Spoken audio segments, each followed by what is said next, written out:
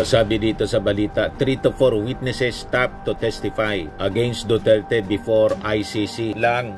More coming, sabi nga po. Teka, pinaliwanag na siya, mga kababayan, noon pa ng prosecution. Hindi man po kailangan na yung lahat ng habang nagtatrial po, mga kababayan, si Digong nakakulong. Kaluluwa na lang si Digong, nagtatrial pa. Kailangan umabot pa sa 100 years, mga kababayan, si Digong. Yun ngang 30 years, halimbawa. Ano kayo ngayon? Sabihin na ninyo ang gusto ninyong sabihin. Hindi na mababago ang katotohanan. Ang maganda niyan na gawin ninyo, face the music. Di ba? Ngayon, doon sa press con ni Sara, kini-question niya yung photo ops na ginawa ng ating Pangulong Bongbong sa pag-destroy ng mga droga. Yung sinunog po, di man daw dapat nagpapagang mga balita at pagtalakay sa mga isyu ng lipunan. Bulsa! Opinyon, banat at paglalantad sa katotohanan. Bulsa! What you see is what you get. You decide. Ito po mga kababayan, si Dante Maravillas, Bicolano vlogger, broadcast journalist from Albay. So ibigay ko sa inyo itong mga latest na mga balita at pag-usapan po natin. Sabi dito sa balita, 3 to 4 witnesses stopped to testify against Duterte before ICC. More coming, sabi po ng DOJ. So siguradong magre-react na naman ito yung mga DDS at saka lalo na si Sara Duterte. Sasabihin nila, bakit anya 3 to 4 witnesses lang? Di ba niya yung sinasabi nila? Ang na-EJK, 30,000, more than 30,000. Bakit ang witness, 3 to 4 lang? More coming, sabi nga po. Teka, pinaliwanag na siya, mga kababayan, noon pa ng prosecution. Hindi man po kailangan na yung lahat ng biktima i-presenta po. Pero kung hiingin siguro ng defense, baka yun ang gawin. Kaya lang, pag ginawa na lahat ng mga biktima, magpe-present po ng ebidensya, ang trial niya naabuti ng 100 years. Gawa niya, Mr. Maravillas. Kaya nga po, ang gusto lang na ma-establish yung pattern po ng paggawa ng krimen para mapatunayan yung crimes against humanity. Kasi pag challenge ninyo, pero i-challenge ninyo kung gusto ninyo. Questionin ninyo, bakit yung testigo 3 to 4 lang? Although sabi dito sa balita, more are coming. Di-challenge ninyo na damihan. Pag kinulyan ng ICC at saka ng mga prosecutors, baka abutin po yung trial ng 100 years. So habang nagtatrial po, mga kababayan, si Digong nakakulong. Kaluluwa na lang si Digong, nagtatrial pa. Kailangan umabot pa sa 100 years, mga kababayan, si Digong. Yun ngang 30 years, halimbawa, makonvict si Digong sa crimes against humanity. Lampas na sa lifespan niya. Hindi naman siguro abot pa ng 30 years si Digong. Di ba pa? 80 na siya. Ikaw talaga niya, Mr. Maravillas. Ang lifespan kasi ng ngayon, buti kung tulad siya ni Enrile na kaedad na ng dinosaur. Pero iwan ko kung matapatan niya yung edad ni Senator Enrile, dating senador Enrile, mga kababayan. 101 years. Seldom na po ang umaabot sa ganyan. 80 siya. So dapat umabot siyang 110. Kasi mga 30 years ang possible imprisonment. Pero yung trial po, idagdag mo pa yung idagdag mo pa yung 8 taon. 8 taon yung minimum na trial niyan. Tapos pag nasintensyahan, sa bagay, ika-count na siguro yung pagkakulong na 8 years. So, sabi na nating 30 anyos, 30 years. Mahirap talaga po na makabalik pa sa Pilipinas si Digong. But anyway, that is the future. Tingnan na lang natin. Ibigay ko na lang muna sa inyo itong kwento rito. Na ang sabi dito, Justice Secretary Jesus Crispin Remulla said 3 to 4 witnesses daw ang set to testify before the ICC in the case against former President Rodrigo Duterte are being assisted now by the Philippine government. Siguradong magagalit na naman po nito si Sara, saka yung mga DDS, pati yung mga abogado dito sa Pilipinas na kaalyado ni Digong. Kasi, confirman niya, talagang tinutulungan ng gobyerno. Hindi na tayo member ng ICC. Bakit ba tumutulong pa yung gobyerno? Yun na naman po ang magiging akusasyon yan ng kampo ng mga Duterte. So sabi po ni Remulla, ang pagkakaalam ko anya 3 o 4 pa lang yung tinutulungan natin. But I think there will be more. Sabi po ni Remulla, the witnesses are under the DOJ's Witness Protection Program. So dati na pala na nasa Witness Protection Program at ito mga Pilipino, may obligasyon tayo na bigyan ng proteksyon. Kasi pag hindi yan binigyan ng proteksyon, baka kung madisgrasya po, masisisi yung ating mga authorities. Bakit anya binigyan ng proteksyon? Mga Pilipino yan. Bakit anya Mr. Maravilla, si Digong di binigyan ng proteksyon ng gobyerno? Prinotek po ng gobyerno si Digong. Lahat ng mga naharap sa kaso po, dito at saka sa ibang bansa, binibigyan ng proteksyon ng ating pamahalaan. Kasi kung hindi binigyan ng proteksyon si Digong, dinadisgrasya na sana. Di ba? Lahat man po ligtas, buhay na buhay. Si Pacquiao nang inarrest mga kababayan, buhay na buhay. Si Tebes ganon din. Binigyan ng proteksyon ng ating gobyerno. Di ba? At lalo na si dating Pangulong Digong, binigyan ng proteksyon. And in fact, sinakay pa nga po sa eroplano. You see? At inihatid pa ng ambassador natin. Tinamaan sa pag-deliver doon sa The Hague. Paano hindi binigyan ng proteksyon? Kasi kung hindi binigyan ng proteksyon, natulad na sana ng panahon ng previous administration ng mga ganyan, hindi na umaabot sa korte, na AJK na po. So, kung mag-aakusa yung kampo ng mga Duterte na pinoproteksyonan, lahat man po pinoproteksyonan. Yung testigo, yung akusado, lalo na ang testigo po, kailangan bigyan ng proteksyon. Kasi kailangan mabigyan ng due process po. Yung akusado, para mabigyan siya ng pagkakataon to defend himself. At kung halimbawa, napatunayan, hindi man nagkasala o di mapawalang sala mga kababayan. Ganon lang yun. Rule of law po ang ating ang present administration. So sabi po ni Remulla, yung ating gobyerno anya will take care of the safety and security needs of the witnesses in the country but clarify that transporting them to The Hague, Netherlands will not be shouldered by the government. Protection lang dito. Pero pagdating mga kababayan sa pag-transport nito, wala nang papel yung ating gobyerno. So sabi ni Remulla, yung ICC hiningi sa Philippine government to provide protection to witnesses who will testify against former President Rodrigo Duterte as he faces crimes against humanity charges in the Netherlands. Pero sabi ni Remulla, there is official word that the ICC has sought coordination with the government's Witness Protection Program to secure the witnesses that may testify in The Hague. So sabi niya, we have given our support in cooperation as this request niya is a well-founded request based on the necessity to bring the witnesses safely to The Hague to testify. So yan man lang ang papel, mga kababayan, proteksyon ng witnesses para ligtas na makarating sa The Hague.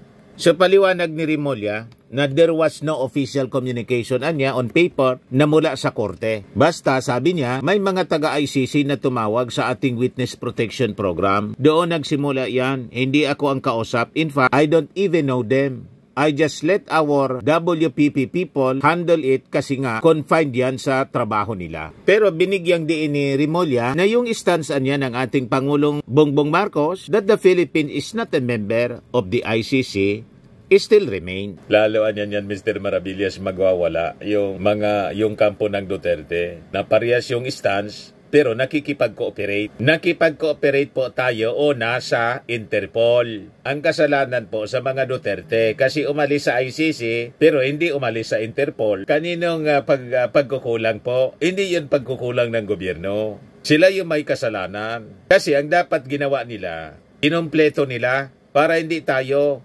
maobliga na isurrender si Digong sa Interpol. Sana pati sa Interpol umalis tayo. Hindi man umalis si Digong sa Interpol, member pa tayo ng Interpol, ayan tuloy. Na-deliver si Digong sa The Hague. Ngayon naman po sa isyu ng mga witnesses na dadalhin doon, obligasyon ng ating gobyerno na proteksyonan yung mga testigo. Kasi itong mga testigo, mga Pilipino ito, alangan man pabayaan ng ating gobyerno. Tama po? Ngayon, sabi ni Remulla, kinausap ng ICC, hindi man siya, kundi yung tao sa Witness Protection Program. Dumiritso dun eh. O ngayon, sa pagpunta, pagdala doon, hindi na isushoulder ng ating gobyerno kasi hindi man tayo member ng ICC.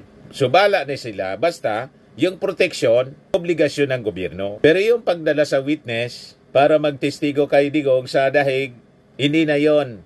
Wala nang gagawin doon yung ating gobyerno. So sabi ni Remulla, it becomes also our obligation niya to help them, referring to the witnesses, because we are giving up our jurisdiction. For their jurisdiction kasi, nga, ang hirap na i-probe ang case dito, kaya pinaubayan na natin sa ICC. Hindi mo mabiblame noon kung bakit sa ICC siya dinala, tulad ng sinabi natin, ang nag-file, hindi man po gobyerno.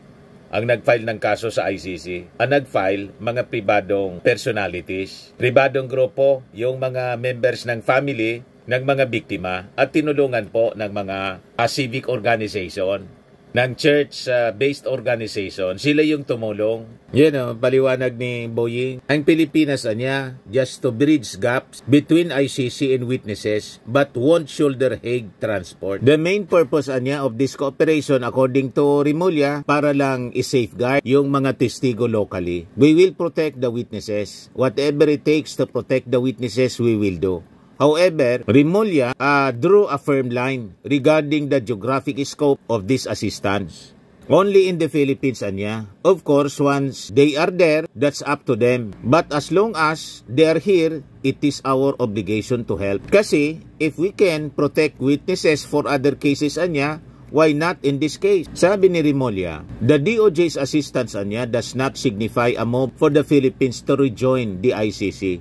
That is another decision niya that we have to make as a country. It does not mean that, paliwanag niya. But it just means that we recognize the International Tribunal in charge of the case. Ano kayo ngayon? Sabihin na ninyo ang gusto ninyong sabihin. Hindi na mababago ang katotohanan. Ang maganda niyan na gawin ninyo, face the music. Di ba? Ngayon, doon sa press con ni Sara, kini-question niya yung photo ops na ginawa ng ating Pangulong Bongbong sa pag-destroy ng mga droga. Yung sinunog po, di man daw dapat gawain ng isang presidente yung photo ops. Sinupalpal ngayon yan, Yusek Castro. Ito yung sinasabi ni Sara. Pakinggan po natin. Hindi ko alam, ma'am. Trabaho ba ng presidente ang sirain ng ebidensya ng ano? Hindi yan trabaho ng... Hindi trabaho ng presidente ang mag-photo op sa nahuling na drugs at mag-photo op sa pagsira ng nahuling na drugs.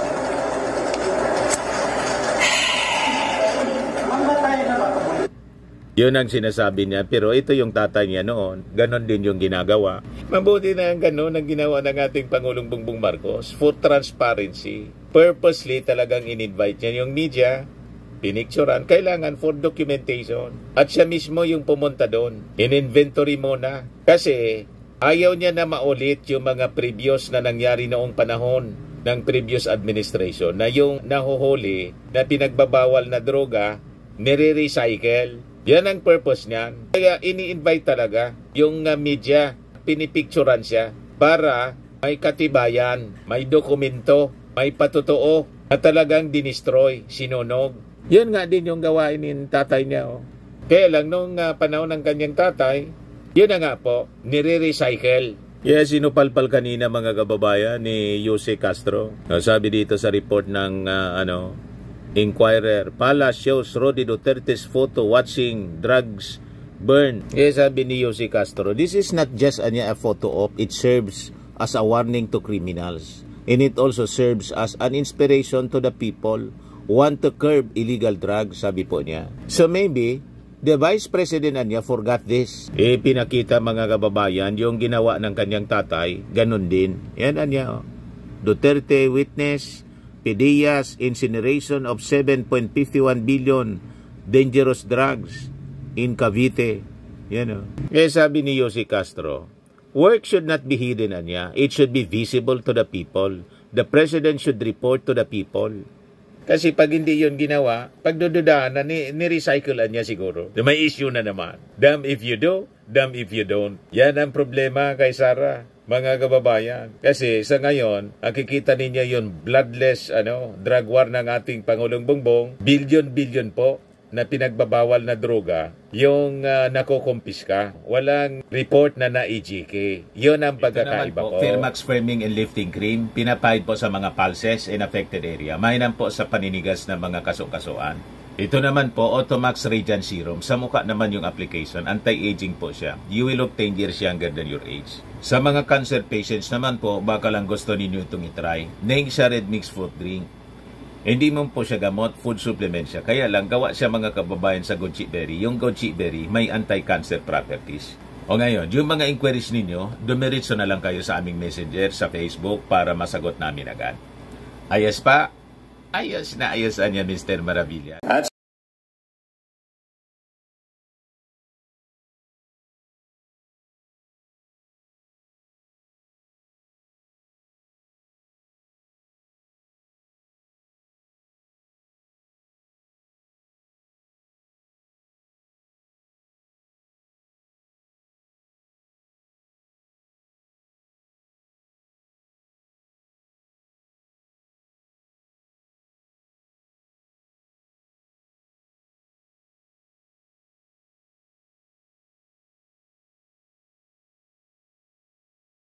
sa mga naghanap po ng malinis and spacious fitness gym, pumunta lang po kayo sa aming Colossal Fitness Gym.